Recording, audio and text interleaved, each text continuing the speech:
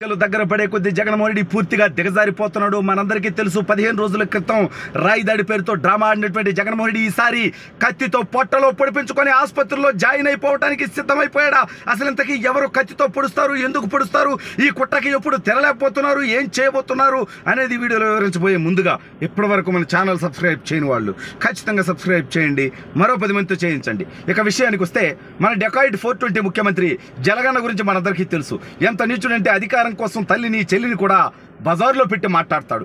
ఏకంగా చెల్లి కట్టుకున్న చీర గురించి మాట్లాడిన నీచపు ముఖ్యమంత్రి భారతదేశ చరిత్రలో ఏకైక వ్యక్తి ఆ యొక్క జగన్మోహన్ రెడ్డి అనేటువంటి దుర్మార్గుడు. అయితే ఈ నీచుడు గత ఎన్నికల ముందు కోడికత్తి డ్రామా చేశాడు, చిన్న డ్రామా. ఆ తర్వాత మన రాయి దాడి చేస్తే ట్రోల్ అయిపోయాడు బఫూన్ గాడు.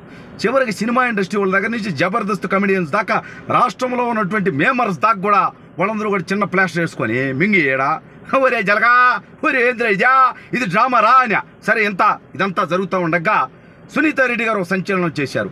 జలగనా, నేను ఒక డాక్టర్ని, ఓ డాక్టర్గా నీ చెల్లిగా కాకపోయినా ఓ డాక్టర్గా చెప్తాడా, అన్ని రోజులు ప్లాస్టర్ కానీ వేసుకొని తిరిగితే బొక్కబడిద్ర స్వామి, సెప్టిక్ అయితే పెద్ద ఇబ్బంది అవుతుంది ఆయన, ఎవరు సీరియస్ అయిద్దని చెప్పడం జరిగింది. సునీతా రెడ్డి గారు చెప్పారో లేదో నెక్స్ట్ డే కల్లా ప్లాస్టర్ తీశాడు. కానీ నాకు ఎలా ఉందో ఆ పొట్టింటి గడికి కూడా అలాగే ఉంది. నాకంటే గాయం తగలేదు కాబట్టి ఇలా ఉంది, మరి గాయం తగిలిందిగా మచ్చన్న ఉండాలిగా, పైగా 3 కుట్లు ఎంట్రీ, ఎట్లా పోద్యా, ఏమిరా జనాలను బఫూలను చేయటమా? మీకు అర్థం కదా, వాడికి గాయం ఏం జరగల. సినిమాల్లో పుష్పాలు అల్లు అర్జున్ కూడా కొంచెం గాయం జరిగి పెట్టుకుంటాడు, అదంతా సెట్టింగ్ అనమాట. వీడు కూడా సెట్టింగ్ పెట్టుకున్నాడు. మరి సెట్టింగ్ అయితే మరి ఏంది కథ అని మీరు అనొచ్చు. నేనేమంటా అంటే ఈ దౌర్భాగ్యమైనటువంటి వ్యక్తి ఆలోచనలు ఎలా ఉంటాయంటే, రాబోయే రోజుల్లో ఇదంతా ట్రోల్ అయిపోయింది కాబట్టి ఈసారి అవసరమైతే ఉడుతున్నా వాడే డబ్బులు ఇచ్చి పెద్ద ఇబ్బంది లేకుండా ఏదో సినిమాలో పొడిపించుకుంటారు. పైన ఎక్కడ బాడీలో పార్ట్లు సీరియస్గా ఎక్కడ తగలకూడదు, ఇదిగో ఇక్కడ పొడిస్తే పెద్దగా ఏం కావదు, ఇక్కడ పొడు అని చెప్పి పొడిపించుకొని ఆ తర్వాత ఆసుపత్రిలో జాయిన్ అయ్యి అమ్మో అయ్యో చంద్రబాబు కుట్ర అని చెప్పి డ్రామాలు చేసి బయటకు వచ్చి సానుభూతి పొందేటువంటి నీచమైనటువంటి ఆలోచనలో జగన్మోహన్ రెడ్డి అనేటువంటి వ్యక్తి చేయడానికి సిద్ధపడతాడు.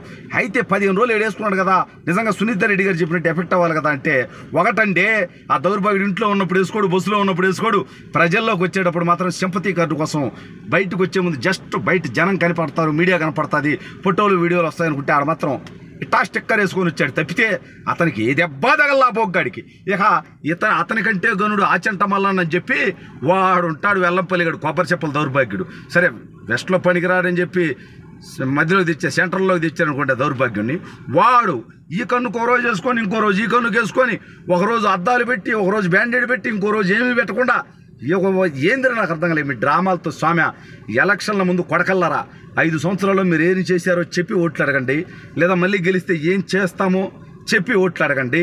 ప్రజలకు అందించినటువంటి సంక్షేమం మీద, రాష్ట్రంలో చేసినటువంటి అభివృద్ధి మీద, మీరు ఇచ్చినటువంటి హామీలు నిలబెట్టుకోవడం మీద ప్రజల్లో చర్చ జరిగేలా చేసి ఓట్లు అడగాలి. కానీ నాకు కత్తితో పొడిచారు, మా బాబాయిని వేసేసారు, వాళ్ళ బాబాయిని వాళ్లే కదా వేసుకునింది నిత్యంగా. జగన్మోహన్ రెడ్డి అవసరం అయితే రాబోయే రోజుల్లో 2 బాంబులు నాటు బాంబులు కూడా వేయించుకుంటాడు. తనకేం కాకుండా తన చుట్టూ ఎవరైనా ఒక 2-3 సత్యలాగా, అవసరమైతే 1-2 ఎమ్మెల్యే క్యాండిడేట్లు, ఎంపీ క్యాండిడేట్లు సత్యలాగా, లేదా కీలకమైనటువంటి వ్యక్తులు సత్యలాగా వ్యవహారం చేసి ఓయమ్మా చంద్రబాబు నాయుడు చంపేయాలని బాబులు ఇచ్చాడు, ఓయమ్మా చంద్రబాబు నాయుడు పోటీ పడవాలని కత్తి పంపించాడు అని ఎంత నీచానికన్నా జగన్మోహన్ రెడ్డి దిగజారుతాడు. అవసరమైతే అదేదో అతను సినిమాలో మహేష్ బాబుతో కానీ అటా కాల్పించుకొని డ్రామాలు వేసినట్టుగా జగన్మోహన్ రెడ్డి కూడా అవసరమైతే గన్నుతో కూడా కల్పించుకుంటాడు దౌర్భాగ్యుడు. ఎందుకంటే ఇతను నమ్మటానికి లేదంటే నీచుడు. వాళ్ళ బాబాయిని అత్యంత పాశవ్యక్తంగా జగన్మోహన్ రెడ్డి కోసం ఎంపీ స్థానాన్ని త్యాగం చేసినటువంటి వ్యక్తి వివేకానంద రెడ్డి గారు. అటువంటి వ్యక్తిని ఘోరంగా గొడ్డలతో నరికించి నన్ను కాపాడి ఏమీ తెలియని నంగనాచి దాకా తొంగబొర్ర వ్యవహారాలు చేసినటువంటి దౌర్భాగ్య చరిత్ర జగన్మోహన్ రెడ్డి హిస్టరీలో ఉంది. కాబట్టి ఇతని చరిత్ర అటువంటిది, కాబట్టి ఇతని గతం అటువంటిది, కాబట్టి ఇతను బతుకట్టాడిది, కాబట్టి 16 నెలలు జైల్లో చెప్పకూడదని వచ్చాడు కాబట్టి తప్పుడు పనులు చేసి ఇప్పుడు బెయిల్ మీద బయట తిరుగుతున్నాడు. కాబట్టి ఖచ్చితంగా మా బొట్టలకి అనుమానం వస్తాయి. రాష్ట్ర ప్రజలు జగన్మోహన్ రెడ్డి ఎన్ని డ్రామాలు చేసినా చివరికి బాంబులగా దేంగేలాగా పొరపాటు అతనికి జరగాలని కోరుకోం, ఓడిపోవాలా దౌర్భాగ్యుడు ప్రజా తీర్పు ద్వారానే అతనికి రాజకీయ సమాజం జరగాల. బట్ అతనికి నిజంగా సీరియస్గా ఏదైనా జరిగినా కూడా ప్రజలు ఇప్పుడు నమ్మటానికి సిద్ధంగా లేరు. ఎలక్షన్ల కోసం సెంటిమెంట్ డ్రామా అయింది. దౌర్భాగ్యుడా 5 సంవత్సరాలు ముఖ్యమంత్రిగా ఉంటివి, ఇచ్చిన హామీలు 99% పూర్తి చేసినవి, ఇంకా సెంటిమెంట్ ఎందుకు బొచ్చు? ప్రజల్ని వైపు ఉంటే నీకెందుకు సెంటిమెంటు?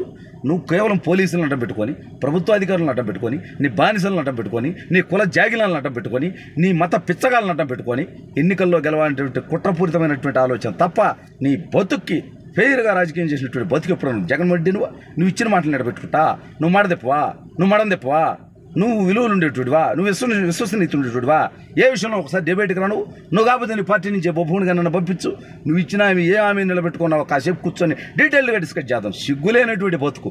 అందుకని రాబోయే రోజులు అవసరమైతే జగన్మోహన్ రెడ్డి ఖచ్చితంగా కత్తితో పొడిపించుకుంటాడో, బాంబులాగా దింగేలాగా బాంబు వేయించుకుంటాడో, గనుతో కలిపించుకుంటాడో, ఏ డ్రామా చేయడానికైనా దిగజారుతాడు జగన్మోహన్ రెడ్డి గెలుపు కోసం. ఏమి చేసినా జగన్మోహన్ రెడ్డి ఓటమి ఖాయం.